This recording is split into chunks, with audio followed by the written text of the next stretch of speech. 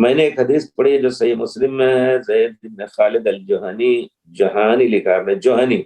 طلحہ انصاری سے روایت کرتے ہیں کہ وہ عائشہ رضی اللہ تعالیٰ عنہ وہ بولی سنے تھے حضرت عائشہ سے سنے تھے، یعنی کہ رسول اللہ صلی اللہ علیہ وسلم نے دیوار کو، مطلب کہ پتھر اور زمین کو کپڑے یا پردے سے ڈھانکنے سے منع کیا ہے۔ تو شیخ آج کل گھروں میں پردہ لگاتے ہیں، تو کھڑکی کو ڈھانپنے کے لیے یہ کیا چیز جائز ہے؟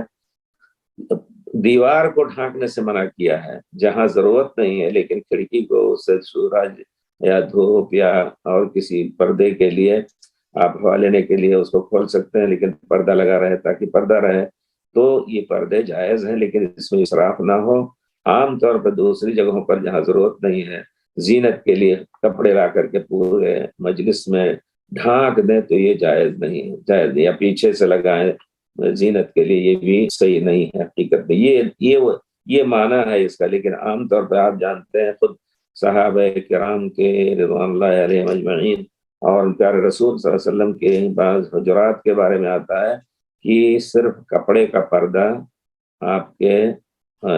حجرے کے اوپر رکھتا تھا، اندر کوئی پردہ ایسا رکھتی تھی حضرت عائشہ بھی جس میں